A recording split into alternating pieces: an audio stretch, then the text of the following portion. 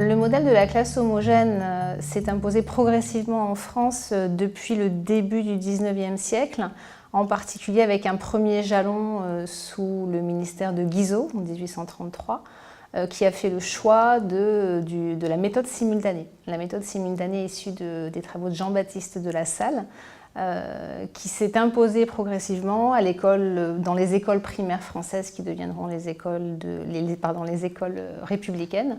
Un modèle simultané qui nécessite, pour pouvoir être mis en œuvre, que la classe soit homogène. Pour que tous les élèves puissent faire simultanément la même chose en même temps, forcément, il faut que la classe soit homogène.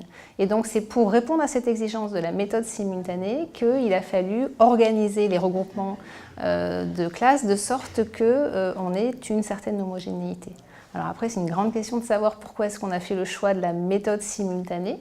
Là, il faut remonter jusqu'aux querelles des méthodes pédagogiques qui ont eu lieu au début du XIXe siècle et qui dont l'argumentaire montre que c'est finalement la prise en compte de préoccupations politiques et morales qui a justifié ce choix. Ce n'est pas vraiment pour des raisons pédagogiques qu'on a choisi la méthode simultanée, qui ne permet pas vraiment d'aider tous les élèves, puisque si tous font la même chose en même temps, forcément, comme ils n'ont pas le même rythme d'apprentissage, tous ne réussissent pas.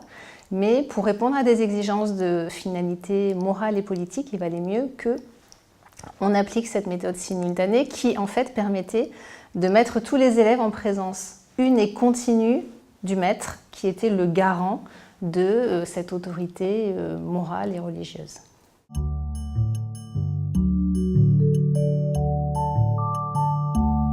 C'est une question à laquelle il est difficile de répondre en général. On a des travaux sur la réussite des élèves en classe multi-âge rurale qui mettent en évidence très nettement un avantage pour ces élèves ruraux.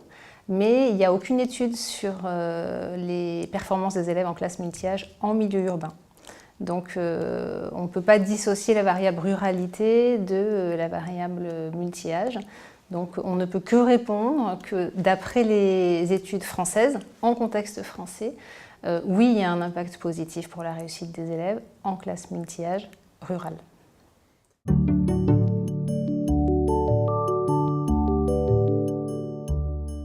Condamner à disparaître, ça serait quand même difficile, sauf à supposer qu'on renonce complètement à l'offre éducative sur tout le territoire national. Il y a quand même des lieux en milieu rural isolés dans lesquels la densité de population est très faible. Et là, on peut difficilement échapper à ce type de configuration.